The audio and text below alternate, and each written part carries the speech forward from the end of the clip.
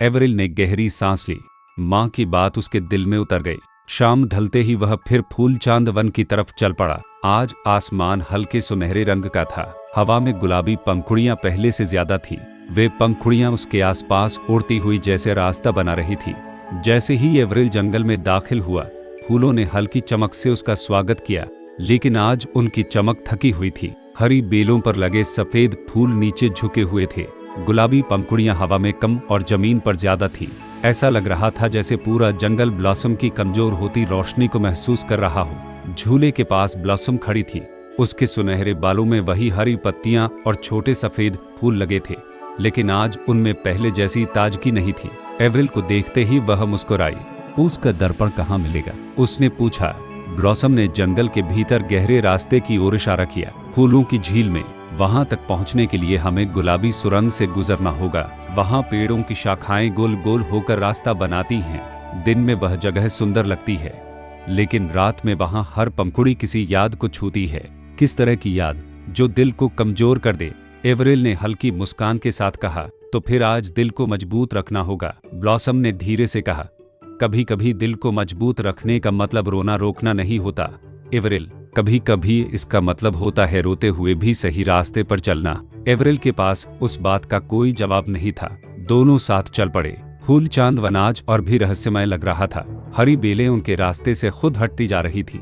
सफेद फूलों से चांदनी जैसी रोशनी निकल रही थी। कहीं कहीं पीले सुनहरे फूल जमीन पर ऐसे चमक रहे थे जैसे किसी ने छोटे छोटे दीपक रख दिए हों। हवा में गुलाबी पंखुड़ियां घूम रही थी और हर पंखुड़ी के छूते ही किसी पुरानी बात की झलक मन में उठती। एवरिल के गाल पर एक पंखुड़ी लगी। अचानक उसे बचपन याद आया। हवा में हंसी थी। पिता ने कहा था, एवरिल, कभी किसी रोती हुई रोशनी से मुंह मत मोड़ना। दृश्य गायब हो गया। एवरिल रुक गया। ब्लॉसम ने पूछा, क्या देखा? एवरिल ने धीमे से कहा, पिता को।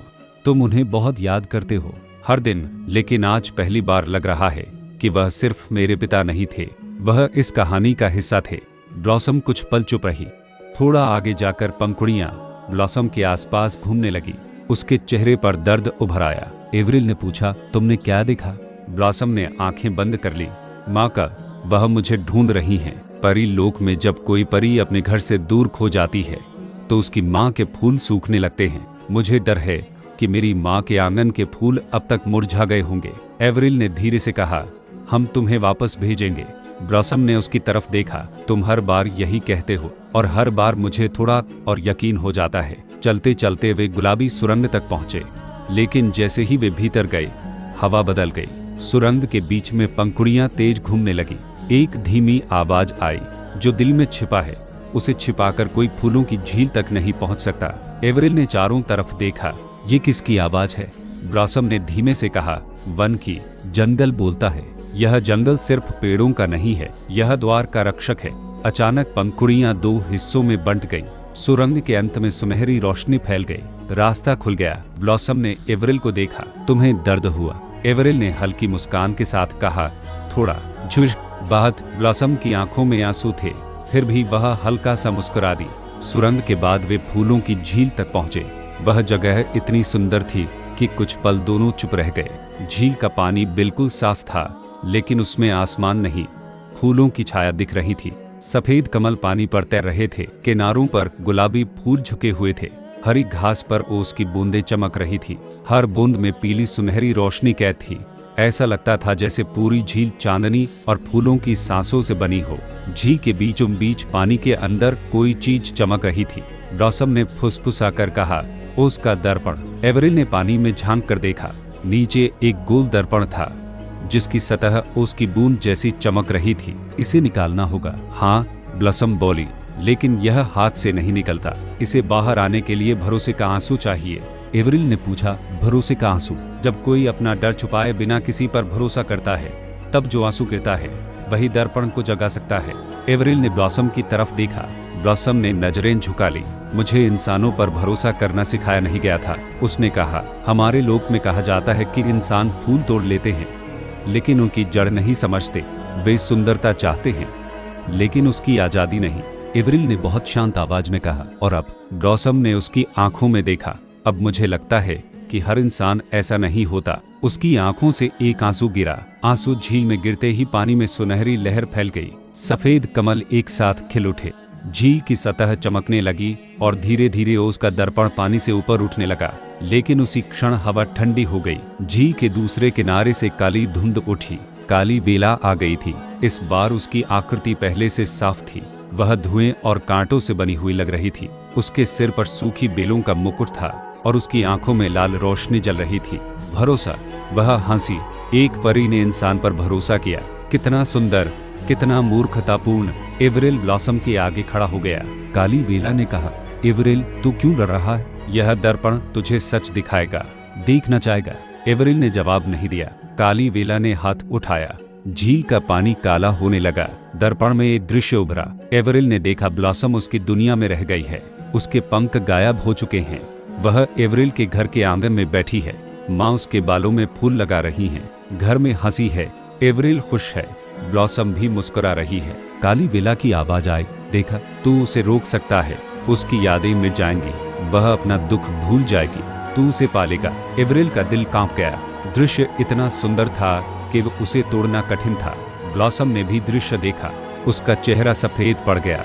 अगर मेरी यादें मिट गई, उसने कांपती आवाज में कहा, तो मैं शायद दर्द भूल जाऊंगी, लेकिन मैं अपनी माँ भी भूल जाऊंगी, अपना घर भी, अपना आकाश भी। एवरिल की आंखें भर आईं। काली बेला ने फुसफुसाकर कहा, प्रेम में थोड़ा स्वार्थ तो चलता है एवरिल। एवरिल ने धीरे से सिर उठाया। नहीं, उसने कहा, स्वार्थ प्रेम जैसा दिख सकता है, लेकिन होता नहीं। काली बेला की आंखें जल उठी। एवरिल ने दर्पण की तरफ देखा और कहा, मैं उसे पाना नहीं चाहता अगर उसकी कीमत उसकी पहचान है। दर्पण की सतह तेज चमकी। झूठा दृश्य टूट गया। काली बेला चीख उठी, लेकिन उसने हार नहीं मानी। इस बार उसने ब्लॉसम की तरफ हाथ बढ़ाया। दर्पण में नया दृश्य उभरा। ब्लॉसम ने अपनी माँ को देखा। माँ ने गुस्से से कहा, तू इंसान पर भरोसा करके देर कर रही है। एवरिल तुझे रोकना चाहता है। कोई इंसान किसी परी को सच में आजाद नहीं करता। ब्लॉसम पीछे हट गई। उसकी आंखों में दर्द था। एवरिल ने कहा, ब्लॉसम, यह भ्रम है। ब्लॉसम की आवाज टूटी, पर अगर माँ सच में मुझसे नाराज हो तो?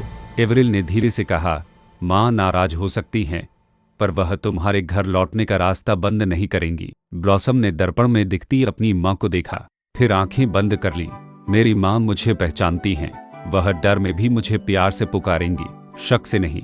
दर्पण का दूसरा भ्रम भी टूट गया। उसका दर्पण पूरी तरह साफ हो गया और धीरे से ब्लॉसम की हथेली पर आ गिरा। तीनों चीजें मिल चुकी थी, सुनहरा चांद फूल, स्मृति पंखुड़ी और उसका दर्पण। लेकिन काली बेला अब क्रोध से कांप रही थी। बहुत हुआ। उसकी आवाज से झील की सतह टूटने लगी। फूल द्वार आज रात खुलेगा और मैं उसी से परीलोक में प्रवेश करूंगी। काली धुंध झील से उठकर आकाश तक फैल गई। तभी ओस का दर्पण चमका। उसमें एवरिल के पिता का चेहरा उभरा। एवरिल की सांस अटक गई। पिताजी। दर्पण में दृश्य साफ होने लगा। एवरिल के पिता जवान थे। वह इसी फूलचांद वन में खड़े थे।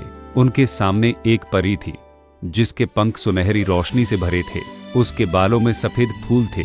वह ब्लॉसम जैसी लगती थी, बस अधिक परिपक्व और शांत। ब्लॉसम ने रोते हुए कहा, माँ। दर्पण की आवाज आई, एक समय एक इंसान ने एक परी की जान बचाई थी। उस परी ने लौटते समय उससे कहा था, अगर मेरी संतान कभी तुम्हारी दुनिया में खो जाए तो तुम्हारे रक्त का कोई सच्चा मन उसे घर पहुंचाएगा। उस इंसान ने वादा किया। उस वादे की स्मृति यह पंखुड़ी बनी। एवरिल ने दर्पण को देखा। उसकी आंखों से आंसू बहने लगे। उसके पिता टूटे नहीं थे क्योंकि उन्होंने किसी परी से प्रेम किया था। वह भारी थे क्योंकि उन्होंने एक ऐसा वादा उठाया था जो उनके बाद उनके बेटे तक आना था। ब्लॉसम ने धीमे से कहा, तो मैं इसलिए तुम्हारे पास आई क्योंकि हमारे घरों के बीच वादा था। एवरिल ने उसकी तरफ देखा। शायद वादा था, लेकिन मदद करना मेरा फैसला है। काली बेला गर्जी, वादे, प्रेम, भरोसा सब कमजोर शब्द हैं। एवरिल ने पहली बार बिना डरे उसकी तरफ देखा।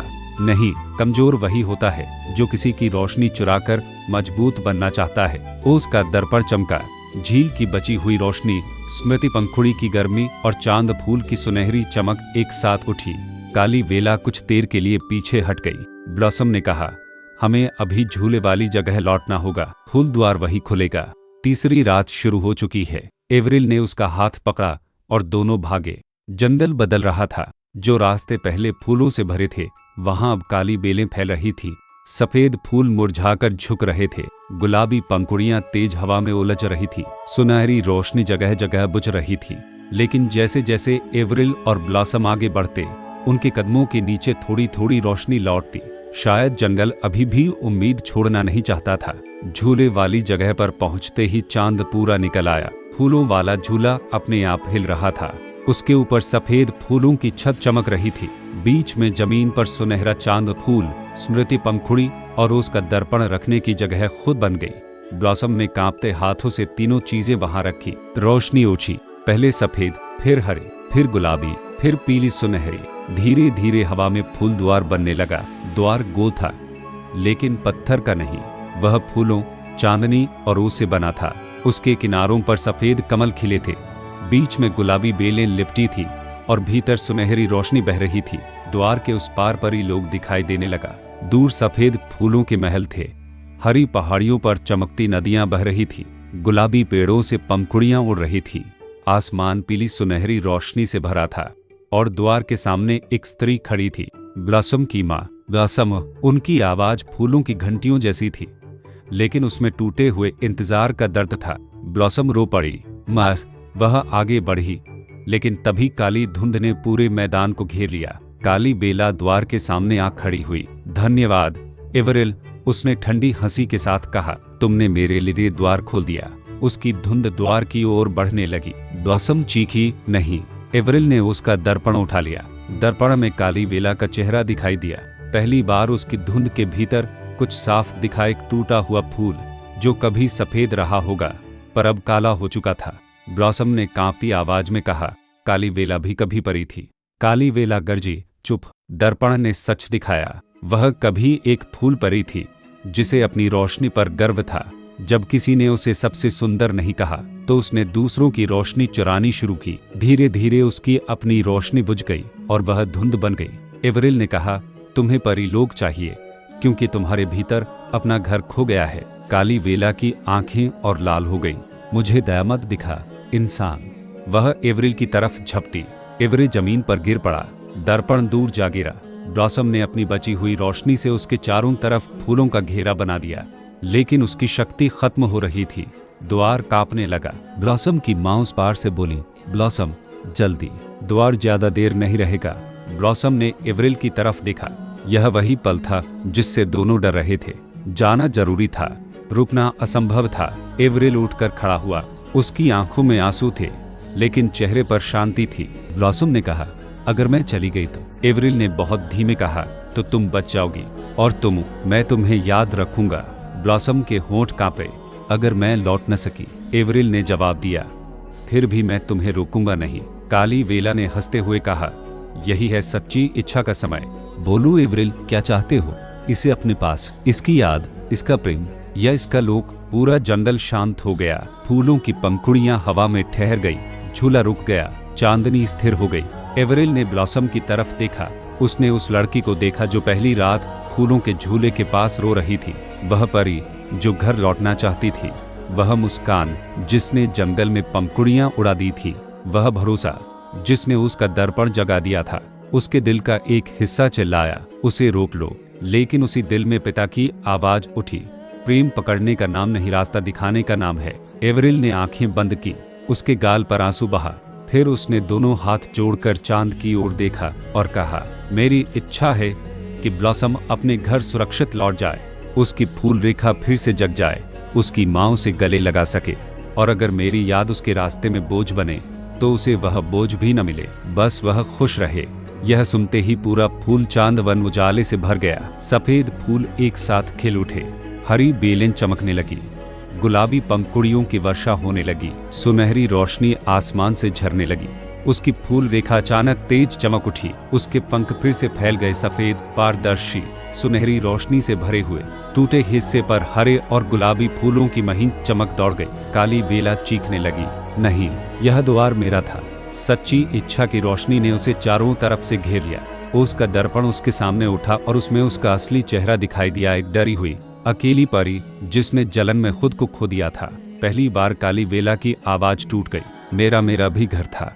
ब्लॉसम ने आंखों में आंसू लिए कहा, जिसने दूसरों की रोशनी चुराई हो वह लौट नहीं सकता। लेकिन अगर तू पछताए तो अंधेरा खत्म हो सकता है। काली बेला कुछ पल कांपी, फिर उसकी धुंध से एक छोटी सी काली पंखुड़ी अलग हुई और जमीन पर गिर गई। वह पंखुड़ी सफेद होने लगी, धुंध धीरे धीरे बिखर गई। काली बेला पूरी तरह खत्म नहीं हुई, लेकिन उसका रास्ता बंद हो गया। फूल द्वार सुरक्षित था। ब्लॉसम की माँ ने उस पार से हाथ बढ़ाया। बेटी, जल्दी आओ। ब्लॉसम ने एवरिल की तरफ देखा। अब विदाई सामने थी। कोई युद्ध नहीं, कोई शोर नहीं, सिर्फ दो दिलों की सबसे कठिन चुप्पी। ब्लॉसम ने अपने बालों से सफेद फूलों की छोटी माला उतारी और एवरिल की कलाई पर बांध दी। यह वचन फूल है, उसने कहा। जब तक यह सूखेगा नहीं, मैं रास्ता याद रखूंगी। एवरिल ने पूछा, और अगर सूख गया? ब्लॉसम ने हल्की मुस्कान के साथ कहा, तो तुम मुझे फिर बुला लेना। कैसी? जिस रात फूल चांद वन में सफेद फूलों पर सुनहरी ओस गिरे, तुम झूले के पास आकर मेरा नाम लेना। एवरिल की आंखें भर आईं। ब्लॉसम ने उसका हाथ पकड़ लिया। एवरिल, तुमने मुझे मेरे घर भेजा है, इसलिए मैं तुमसे दूर नहीं जा रही। मैं बस उस दुनिया में लौट रही हूँ जहाँ से मुझे फिर तुम्हारे पास आने का रास्ता मिलेगा। एवरिल ने धीमे से पूछा, तुम आओगी? ब्लॉसम ने कहा, हर बार नहीं, हर रात नहीं, लेकिन जब फूल मुझे आने देंगे, जब द्वार सुरक्षित होगा, जब चांदनी रास्ता बनाएगी, मैं आऊंगी। एवरिल ने सिर हिलाया। मैं इंतजार करूंगा, ब्लॉसम ने मुस्कुराते हुए कहा। फूलों को इंतजार पसंद होता है। फिर वह धीरे धीरे द्वार की ओर बढ़ी। हर कदम पर उसके पीछे सफेद और गुलाबी फूल खिलते गए। उसकी पंखों की सुनहरी रोशनी जंगल में फैल रही थी। द्वार के पास पहुंचकर उसने एक बार पीछे मुड़कर देखा। एवरिल वहीं खड़ा था, आंखों में आंसू, होठों पर अधूरी मुस्कान और कलाई पर बचल फूल। ब्लॉसम ने कहा, धन्यवाद मेरे इंसान मित्र। एवरिल ने धीरे से कहा, धन्यवाद मेरी फूल परी। ब्लॉसम द्वार के पार चली गई। उसकी माँ ने उसे गले लगा लिया। द्वार के भीतर परी लोक में फूलों की बारिश होने लगी। सफेद महल चमक उठे, गुलाबी नदियां रोशनी से भर गईं, हरी पहाड़ियों पर सुनहरे दीपक जल उठे। एवरिल ने वह दृश्य देखा। उसके दिल में दर्द था, लेकिन उस दर्द में शांति भी थी। ब्लॉसम सुरक्षित थी। द्वार धीरे धीरे बंद होने लगा। बंद होने से ठीक पहले एक गुलाबी पंखुड़ी उड़कर एवरिल की हथेली पर आ गिरी। उस पर सुनहरी रोशनी से एक छोटा सा निशान बना था, ब्लॉसम की फूल रेखा जैसा। फिर द्वार बंद हो गया। जंगल शांत हो गया। झूला फिर धीरे धीरे हिलने लगा। एवरिल बहुत देर तक वहीं खड़ा रहा। उसे लगा जैसे उसकी दुनिया अचानक बहुत खाली हो गई है। लेकिन कलाई पर बंधा वचन फूल हल्का हल्का चमक रहा था। वह अकेला नहीं था। जब वह घर लौटा, माँ ने उसे गले लगा लिया। एवरिल पहली बार बच्चे की तरह रो पड़ा। कई दिन बीत गए। फूल चांद वन फिर दिन में साधारण दिखने लगा। गांव वालों के लिए सब पहले जैसा था, लेकिन एवरिल के लिए कुछ भी पहले जैसा नहीं रहा। तो वह मुस्कुरा देता। कलाई पर बंधा वचन फूल सूखा नहीं, वह पहले जैसा ताजा रहा, सफेद, हल्का गुलाबी और किनारों पर सुनहरी चमक ले गए। एक महीना बीत गया। पूर्णिमा की रात आई। आसमान साफ था, चांद पूरा था। हवा में वही पुरानी खुशबू थी, गुलाब, चमेली, ओस और चांदनी की। एवरिल का दिल अचानक तेज धड़कने लगा। उसने कलाई पर फूल को देखा। वह आज पहले से ज्यादा चमक रहा था। माँ ने मुस्कुराकर कहा, जा। एवरिल ने पूछा, आपको कैसे पता? माँ ने कहा, कुछ इंतजार ऐसे होते हैं जिन्हें माँ भी सुन लेती हैं। एवरिल फूल चांद वन की ओर दौड़ पड़ा। जंगल में दाखिल होते ही सफेद फूल खिल उठे। गुलाबी पंखुड़ियां रास्ता बनाने लगी। हरी बेलें चमकने लगी। सुनहरी रोशनी पत्तियों से झरने लगी। वह झूले वाली जगह पर पहुंचा। झूला खाली था। एवरिल की सांस रुक गई। उसने धीमे से पुकारा, ब्लॉसम। कुछ नहीं हुआ। उसने फिर पुकारा, इस बार आंखें बंद करके। ब्लॉसम। हवा में हल्की घंटियों जैसी आवाज हुई। झूले के ऊपर सफेद फूलों की छत चमक उठी। गुलाबी पंखुड़ियां गोल गोल घूमने लगी। सुनहरी ओस की बूंदें हवा में तैरने लगी। और फिर झूले के पास रोशनी उतरी। ब्लॉसम वहां खड़ी थी। वही सुनहरे बाल, वही हरी पत्तियों और फूलों की माला, वही पारदर्शी पंख जिनमें इस बार पहले से भी ज्यादा उजाला था। एवरिल उसे देखते ही कुछ बोल नहीं पाया। ब्लॉसम मुस्कुराई। मैंने कहा था ना, फूलों को इंतजार पसंद होता है। एवरिल की आंखें भर आईं, लेकिन इस बार उसके आंसुओं में दुख नहीं था। तुम सच में आ गई, ब्लॉसम ने धीरे से कहा। हर बार नहीं आ पाऊंगी, पर कभी कभी आऊंगी, जब हमारे लोक का द्वार सुरक्षित होगा, जब चांदनी रास्ता बनाएगी और जब तुम्हारा इंतजार मुझे पुकारेगा। एवरिल ने पूछा, वहां सब ठीक है? ब्लॉसम की आंखें चमक उठी। माँ ठीक है। हमारे आंगन के फूल फिर खिल गए। परी लोक में अब द्वारों की रक्षा और मजबूत कर दी गई है। काली वेला की धुंध बहुत दूर बंद है और मेरी माँ ने कहा है। क्या? ब्लॉसम ने मुस्कुराकर कहा। उन्होंने कहा है कि जिस इंसान ने मेरी बेटी को घर पहुंचाया उसे फूलों की दुनिया का मित्र माना जाएगा। एवरिल ने हल्के आश्चर्य से पूछा, मैं? हाँ तुम। दोनों झूले के पास बैठ गए। हवा में सफेद और गुलाबी पंखुड़ियां उड़ रही थी। चांदनी हरी पत्तियों पर गिर रही थी। सुनहरी रोशनी उनके आसपास धीरे धीरे घूम रही थी। उनके बीच अब कोई डर नहीं था। दूरी थी, लेकिन दूरी में भरोसा था। विदाई थी। उस रात वे बहुत देर तक बातें करते रहे। ब्लॉसम ने परी लोक की बातें बताईं। एवरिल ने गांव की बातें बताईं। उसने माँ के बारे में बताया। जब सुबह की हल्की रोशनी पेड़ों के पीछे आने लगी, ब्लॉसम खड़ी हो गई। अब जाना होगा, उसने कहा। एवरिल के मन में हल्का दर्द उठा, लेकिन इस बार वह टूटने वाला दर्द नहीं था। फिर आओगी? उसने पूछा।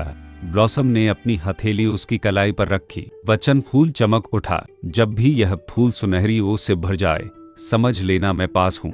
एवरिल ने सिर हिलाया।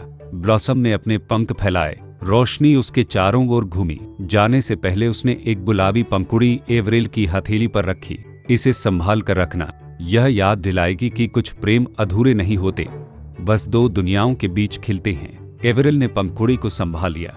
ब्लॉसम रोशनी में बदल गई और धीरे धीरे फूलों के बीच खो गई। सूरज निकल आया। जंगल फिर साधारण दिखने लगा, लेकिन एवरिल जानता था यह कहानी खत्म नहीं हुई थी। अब यह किसी दुख भरी विदाई की कहानी नहीं रही। यह इंतजार की कहानी थी, वचन की कहानी थी। एक इंसान और एक फूल परी के बीच उस प्रेम की कहानी थी जिसने किसी को बांधा नहीं, बल्कि घर पहुंचाया और फिर भी रास्ता खुला रखा। कई वर्षों बाद भी गांव के लोग कहते थे कि पूर्णिमा की कुछ रातों में फूल चांद वन से हल्की हंसी सुनाई देती है।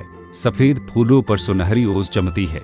गुलाबी पंखुड़ियां बिना हवा के उड़ती हैं और पुराने झूले पर कभी कभी दो परछाइयां बैठी दिखाई देती हैं। एक साधारण इंसान लड़का और एक चमकते पंखों वाली फूल परी।